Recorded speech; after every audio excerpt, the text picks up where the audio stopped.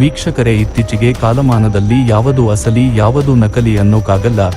ಈಗ ಆರೋಗ್ಯಕ್ಕೆ ಸಂಬಂಧಿಸಿದ ಮಾತ್ರೆಗಳು ಸಹ ಡೂಪ್ಲಿಕೇಟ್ ಬಂತಾ ಎಂಬ ಅನುಮಾನ ವ್ಯಕ್ತವಾಗಿದೆ. ಇಳಕಲ್ ನಗರದ ಅಪೋಲೋ ಫಾರ್ಮಸಿಗೆ ಸಾರ್ವಜನಿಕರ ಮುತ್ತಿಗೆ. ಹೌದು ವೀಕ್ಷಕರೇ, ಇತ್ತೀಚೆಗೆ ಎಲ್ಲವೂ ಡೂಪ್ಲಿಕೇಟ್ ವಸ್ತುಗಳದ್ದೇ ಹಾವಳಿಯವರಂತೆ ರೋಗಿಗಳು ತೆಗೆದುಕೊಳ್ಳುವ ಮಾತ್ರೆಗಳು ಡೂಪ್ಲಿಕೇಟ್ ಬರುತ್ತಿದ್ದಾವಾ ಅನ್ನುವ ಅನುಮಾನ ಹುಟ್ಟಿದೆ. ಇದಕ್ಕೆ ಸಾಕ್ಷಿ ಎಂಬಂತೆ ಇಳಕಲ್ ನಗರದ ಅಪೋಲೋ ಫಾರ್ಮಸಿಯವರು ನಕಲಿ ಮಾತ್ರೆ ನೀಡಿದ್ದಾರೆ ಎಂಬ ಗಂಭೀರ ಆರೋಪ ಕೇಳಿಬಂದಿದೆ. ಸಕ್ಕರೆ ಕಾಯಿಲೆಗೆ ಸಂಬಂಧಿಸಿದ ಮಾನ್ಕೈಂಡ್ ಕಂಪನಿಯ ಗ್ಲೈಮಿಸ್ಟಾರ್ M1 ಮಾತ್ರೆಯನ್ನು ಗ್ರಾಹಕರೊಬ್ಬರು ಸುಮಾರು 8 ದಿನಗಳ ಹಿಂದೆ ಅಪೋಲೋ ಫಾರ್ಮಸಿಯಲ್ಲಿ ಖರೀದಿಸಿದ್ದರು. ಬೆಳಿಗ್ಗೆ ತೆಗೆದುಕೊಂಡ ಮಾತ್ರೆಯು ಹೊಟ್ಟೆಯಲ್ಲಿಯೇ ಕರಗದೆ ಉಳಿದುಕೊಂಡಿದೆ ಮತ್ತು ಸಂಜೆ ವೇಳೆಗೆ ವಾಂತಿ ಪ್ರಾರಂಭವಾಗಿದ್ದು, ವಾಂತಿಯಲ್ಲಿ ಆ ಮಾತ್ರೆ ಹೇಗೆ ನುಂಗಿದ್ದರೋ ಹಾಗೆ ಹೊರಗೆ ಬಂದಿದೆ. ಇದರಿಂದ ಮಾತ್ರೆ ಬಗ್ಗೆ ಅನುಮಾನ ಉಂಟಾದ ಹಿನ್ನೆಲೆಯಲ್ಲಿ ಗ್ರಾಹಕರು ಮರುದಿನವೇ ಫಾರ್ಮಸಿಗೆ ಬಂದು ಅವರ ಮುಂದೆ ಮಾತ್ರೆಯನ್ನು ತಣ್ಣೀರು ಮತ್ತು ಬಿಸಿ ನೀರಿನಲ್ಲಿ ಕರಗಿಸಲು ಪ್ರಯತ್ನಿಸಿದ್ದಾರೆ. ಆದರೆ 8 ತಾಸು ಕಳೆದರೂ ಆ ಮಾತ್ರೆಗಳು ಕರಗದೆ ಜಲ್ಲಿ ರೀತಿಯಲ್ಲೇ ಉಳಿದಿವೆ. ಕಾರಣ ಅಪೋಲೋ ಫಾರ್ಮಸಿಯಲ್ಲಿ ದೂರು ಸಲ್ಲಿಸಿದ್ದಾರೆ. ಆದರೆ ದೂರು ನೀಡಿದರೂ ಇಂದು ನಾಳೆ ಎಂದು ಹೇಳುತ್ತಲೇ ಕಂಪನಿಯವರು ಕಾಲಹರಣ ಮಾಡುತ್ತಿದ್ದಾರೆ ಎಂಬ ಆರೋಪ ಕೇಳಿಬಂದಿದೆ. ಈ ಹಿನ್ನೆಲೆಯಲ್ಲಿ ಇಂದು ಸಾಯಂಕಾಲ ಗ್ರಾಹಕರ ಜೊತೆ ಸಾರ್ವಜನಿಕರು ಅಪೋಲೋ ಫಾರ್ಮಸಿಗೆ ಆಗಮಿಸಿ ಫಾರ್ಮಸಿಯನ್ನು ಬಂದ್ ಮಾಡಬೇಕು ಎಂದು ತೀವ್ರವಾಗಿ ಒತ್ತಾಯಿಸಿದ್ದಾರೆ. ಸರ್, ಇದು ಟ್ಯಾಬ್ಲೆಟ್ ತೊಗೊಂಡಿದ್ದೀರಿ ನಮ್ಮ ಮಧ್ಯಾಹ್ನ ಶುಗರ್ ಟ್ಯಾಬ್ಲೆಟ್. ಇದು ಒಂದು 12 ಅವರ್ ಅಂದ್ರೆ ಒಂದು ಗ್ಲಾಸ್ನಾಗ ಹಾಕಿದ್ರೆ ಹೊಟ್ಟೆ ಕರಗಲ್ರಿ. ಹಾಕಿದ್ರೆ ಚಿಂಗಮ್ ಥರ ಮೆಲ್ಟ್ ಆಗುತ್ತೆ. ಹೊರತಾಗಿ ಹೊಟ್ಟೆಗೆ ತೊಗೊಂಡ್ರೆ ಕರಗಿಲ್ಲ. ನಾವು ಒಂದು ಬಟಲ್ನಾಗ ಹಾಕಿದ್ರೆ ಇದು ಕರಗಿಲ್ರಿ. ಅದಕ್ಕೆ ಇವ್ರಿಗೆ ಕೇಳಕತ್ರ 8 ದಿವಸದಿಂದ ಅಡ್ಡಾಡಕತ್ತೀವಿ, ಏನೂ ರೆಸ್ಪಾನ್ಸ್ ಮಾಡೋಲ್ರಿ. ಅಪೋಲೋದಾಗ ತೊಗೊಂಡೋಗಿದ್ದೆ.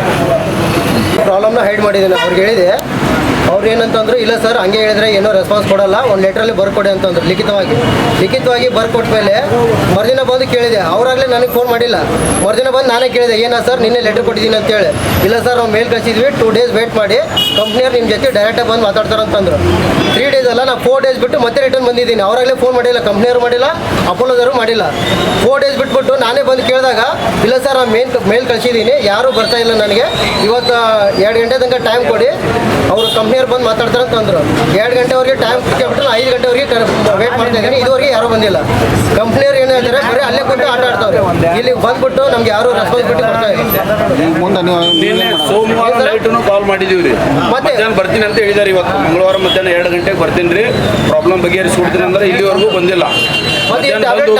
ಅವರು ಸ್ವತಃ ಅಪೋಲೋದವರೇ ನೀರಲ್ಲಿ ಹಾಕಿ ಕೊಟ್ಟಿದ್ದಾರೆ, ಅವ್ರದ್ದು ಕರಗಿಲ್ಲ ಟ್ಯಾಬ್ಲೆಟ್. ಅದು ವಿಡಿಯೋ ಇದೆ, ಲೈವ್ ವಿಡಿಯೋ ಅದು ಇದೆ. ಈಗ ಆಮೇಲೆ ನಿಮ್ಗೆ ಟ್ಯಾಬ್ಲೆಟ್ ತೋರಿಸ್ತೀನಿ, ಬಟ್ಟೆಲ್ಲ ಹಾಕಿರೋ ಟ್ಯಾಬ್ಲೆಟ್ ತೋರಿಸ್ತೀನಿ. ಸಿಂಗಲ್ ಇದ್ದು 1001 ಇರಲಿ, ಎರಡು ಅವರು ಅಲ್ಲ ಸರ್. ಒಂದು 2 ಟ್ಯಾಬ್ಲೆಟ್ ಅಪೋಲೋದಲ್ಲಿ ತೊಗೊಂಡಿರೋದು, 1 ಟ್ಯಾಬ್ಲೆಟ್ ಸರ್ಕಾರಿ ಹಾಸ್ಪಿಟಲ್ ತೊಗೊಂಡಿರೋದು. ಸರ್ಕಾರಿ ಹಾಸ್ಪಿಟಲ್ ತೊಗೊಂಡಿರೋ ಟ್ಯಾಬ್ಲೆಟ್ ಮೆಲ್ಟ್ ಆಗುತ್ತೆ, ಇದು 2 ಮೆಲ್ಟ್ ಆಗಲ್ಲ.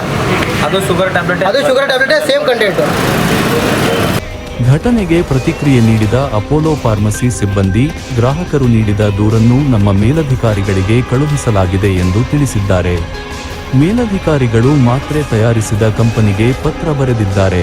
ಕಂಪನಿಯ ಪ್ರತಿನಿಧಿಗಳು ಇಂದು ಮಧ್ಯಾಹ್ನ ಬರಬೇಕಾಗಿತ್ತು, ಆದರೆ ಅವರು ಸ್ಥಳಕ್ಕೆ ಆಗಮಿಸಿಲ್ಲ ಎಂದು ಹೇಳಿದ್ದಾರೆ. ಇದರಿಂದ ಗ್ರಾಹಕರು ಮತ್ತಷ್ಟು ಕೋಪಗೊಂಡಿದ್ದಾರೆ. ಇದರಲ್ಲಿ ಅಪೋಲೋ ಫಾರ್ಮಸಿಯ ಯಾವುದೇ ತಪ್ಪಿಲ್ಲ. ಈ ಸಮಸ್ಯೆಯನ್ನು ಮಾತ್ರೆ ತಯಾರಿಸಿದ ಕಂಪನಿಯೇ ಬಗೆಹರಿಸಬೇಕು ಎಂದು ಫಾರ್ಮಸಿ ಸಿಬ್ಬಂದಿ ಸ್ಪಷ್ಟಪಡಿಸಿದ್ದಾರೆ.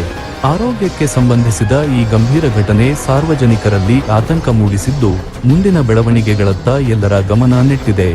ಈಗ ಅಪೋಲೋ ಇದ್ರ ಮೇಲೆ ಆರೋಪ ಮಾಡಕತ್ತಾರ, ಗುಳಿಗೆ ಈ ಥರ ಇದೆ ಅಂತ. ತಮ್ಮದೇನಿದೆ? ನಮ್ಮ ಕಡೆಯಿಂದ ಏನಿಲ್ಲ ಸರ್, ನಮ್ಮ ಕಡೆಯಿಂದ ಜಸ್ಟ್ ನಮ್ಗೆ ಸೇಲಿಂಗ್ ಮಾಡೋದು ಅಷ್ಟೇ ಇದೆ ಸರ್. ಮ್ಯಾನುಫ್ಯಾಕ್ಚರ್ ಕಡೆಯಿಂದ ಅದು ಏನಾಗಿತ್ತು, ನಾನು ಅವ್ರಿಗೆ ಕಸ್ಟಮರ್ಗೆ ಅದ್ರ ಜೊತೆ ಕಮ್ಯುನಿಕೇಷನ್ ಆಗೀನಿ.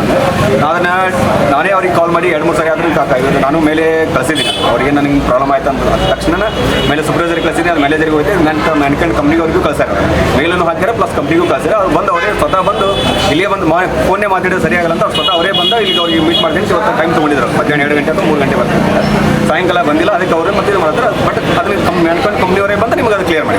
ಹೌದು, ಈ ಕಂಪ್ನಿಯವ್ರು ಮತ್ತೆ ನೀವು ಯಾವಾಗ ಬರ್ಬೋದು? ಬರ್ತೀನಿ ಅಂತ ಹೇಳಿ ಸರ್, ಅವ್ರ ಜೊತೆ ನಾರ್ಮಲ್ ಅವ್ರ ಜೊತೆಗೆ ಕಸ್ಟಮರ್ ಜೊತೆಗೆ ಡೈರೆಕ್ಟ್ ಮಾತಾಡ್ತಾರೆ. ಕರೆಕ್ಟ್, ಅದೇ ಬರ್ತೀವಿ ಅಂತ ಹೇಳಿದ್ರೆ 2 ಗಂಟೆ ಬರ್ತೀವಿ, ಇನ್ನೂವರೆಗೂ ಬಂದಿಲ್ಲ ಸರ್. ಯಾವ ಕಾರಣಕ್ಕೆ ಬಂದಿಲ್ಲ ಅದೇ ನನಗೂ ಅದು ರೀಸನ್ ಗೊತ್ತಿಲ್ಲ. ಈಗ ಅವ್ರು ನೀವು ಕೇಳಬೇಕಾಗಿತ್ತಲ್ಲ ಸರ್, ನಾವು ಕಾಲ್ ಮಾಡ್ತಾನೆ ಇದೀವಿ. ಅದಂದ್ರೆ ಡೈರೆಕ್ಟ್ ನಮ್ಮ ಕಂಪ್ನಿ ಜೊತೆ ಕಾಂಟ್ಯಾಕ್ಟ್ ಇಲ್ಲ, ನಮ್ಮ ಸೂಪರ್ವೈಸರ್ ಮ್ಯಾನೇಜರ್ಗೆ ಅವರು ಅದು ಕಾಲ್ ಮಾಡಿದ್ದಾರೆ. ಈಗ ಫಾಲೋ ಮಾಡಾಕತ್ತಾರೆ ಸರ್. ಅದಕ್ಕೆ ನಾನು ಈಗ ಅವ್ರಿಗೆ ಡೈರೆಕ್ಟ್ ಅವರಿಗೆ ಕಾಲ್ ಮಾಡಿ ಮಾತಾಡ್ತಿದ್ದಾರೆ.